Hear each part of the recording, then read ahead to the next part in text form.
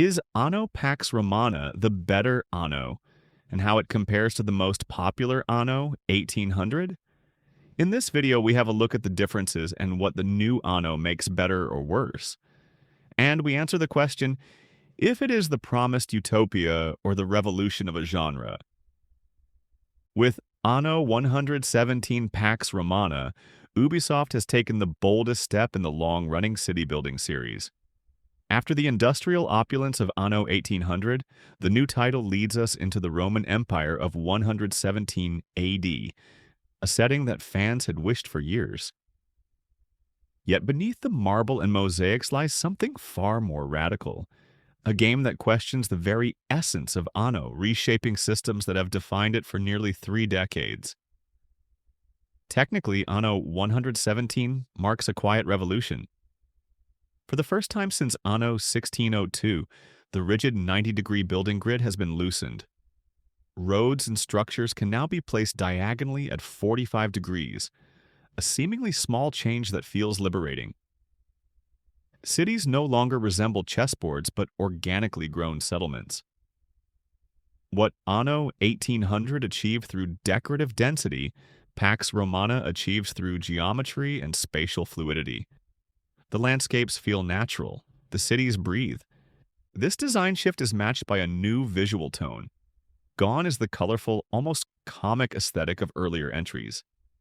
Instead, earthy hues, Mediterranean warmth, and Albion's misty melancholy dominate. The result is a more realistic, almost cinematic look that still preserves the series' feel-good utopia. The Roman world here is not one of blood and brutality, but of harmony and idealized order. Violence, slavery, and conquest are present as ideas, but never as spectacle. Two systems that once played only minor roles now define the game: education and religion.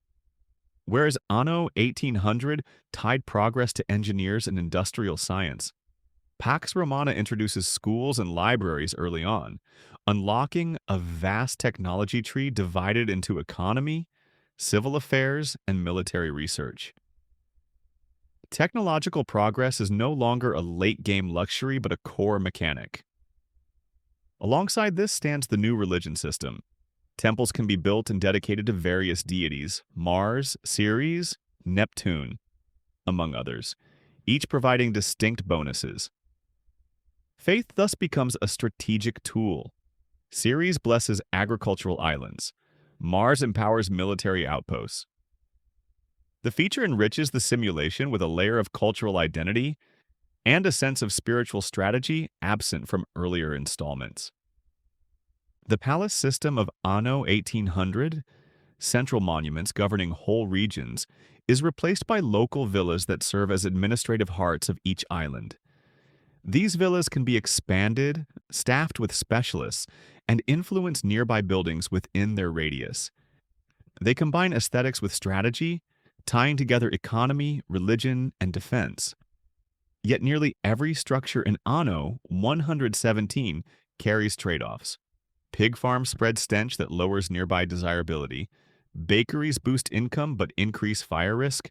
Lavender fields radiate beauty and joy. The city becomes a living ecosystem of positive and negative influences, a design that transforms urban planning into an intricate spatial puzzle. The result is a deeper interplay between efficiency and aesthetics. What truly distinguishes Anno 117 is its openness. Earlier titles demanded a strict linear progression. Satisfy a set list of needs to unlock the next population tier. Pax Romana abandons that rigidity. Players may now specialize, ignore certain goods, or import them for gold. The needs system is modular. Fulfilling part of it is often enough to advance.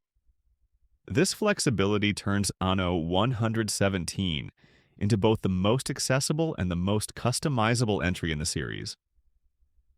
Beginners can enjoy a relaxed, almost meditative experience, while veterans still find immense depth if they choose to optimize everything. The dual design, approachable yet endlessly complex, gives the game a rare balance between simplicity and mastery. Instead of multiple far-flung regions, there are two major settings: the Roman heartland of Latium and the mist-covered Celtic province of Albion. Their economies intertwine early. Roman cities crave goods from the north, such as cheese or cattle. This design keeps the global diversity of Anno 1800, but trims its exhausting micromanagement. Albion's damp forests and rolling fog stand in stark contrast to Latium's sun-bleached marble, turning geography itself into a form of storytelling. For the first time in many years, land battles return. Players command legions, slingers, and siege engines in small-scale encounters with morale and formation systems. The battles are brief but tactile, a modest yet welcome attempt to revive an element long seen as the series' weak point. The new environmental influence system transforms how cities function. Production buildings no longer exist in isolation. Each interacts with its surroundings. The placement of a bakery, farm, or workshop now matters as much as its supply chain. This mechanic adds an architectural dimension to planning. The result is a quieter, more tactile Anno. The joy lies not in expansion, but in harmony. While Anno 1800 dazzled with industrial spectacle, railways, electricity, world expositions, Pax Romana captivates through stillness and beauty. The emotional highs of progress are replaced by the satisfaction of equilibrium. The series shifts from ambition to reflection. Compared to Anno 1800, some will miss the drama. There are no thunderous leaps like electrification or steam power, no monumental exhibitions to crown achievement. Anno 117 offers the Colosseum and the Emperor as late-game milestones, but these serve as symbols rather than transformative systems. Progress in antiquity was slow. The game reflects that. The vast research tree partially fills the void, as do the divine bonuses. Yet the sense of technological euphoria, the wow moments, is subdued. The game expands outward, not upward. For some, that restraint feels mature. For others, it feels like absence. Anno 117 does not aim to teach history. It mirrors not the Roman world itself, but how modern culture imagines it. The game draws from films, myths, and comics, rather than from academic realism. Its authenticity lies in recognition, not accuracy. The Romans here are archetypes, builders, farmers, philosophers, and the empire a stage for idealized order. This approach preserves the gentle tone that defines Anno, a world of beauty and balance rather than hardship. It simplifies and sanitizes, yes, but intentionally so. The series has never sought to reproduce reality, only to reimagine it as something hopeful. In essence, Anno 117 is a carefully daring experiment. It broadens the series without betraying its soul. It invites new players while rewarding veterans. It dares to loosen control, to embrace freedom and interpretation. Yet that ambition brings risks. The game's breadth can feel diffuse. Its calm can verge on inertia. Anno 1800 was a drama of industry and ambition, a story of progress at all costs. Pax Romana is its philosophical counterpoint, a study in restraint, grace, and coexistence. It trades intensity for serenity, revolution for reflection.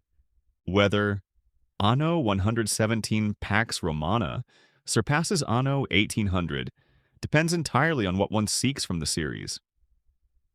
Those who love the industrial chaos, the constant escalation, and the mechanical fireworks of 1800 may find this new era too tranquil. But those who cherish harmony, atmosphere, and the art of deliberate building may see in Pax Romana the most mature Anno yet. It is not a better game, it is a different one. It transforms Anno from a symphony of progress into a meditation on order. Between marble villas and lavender fields, it crafts not just cities but philosophies,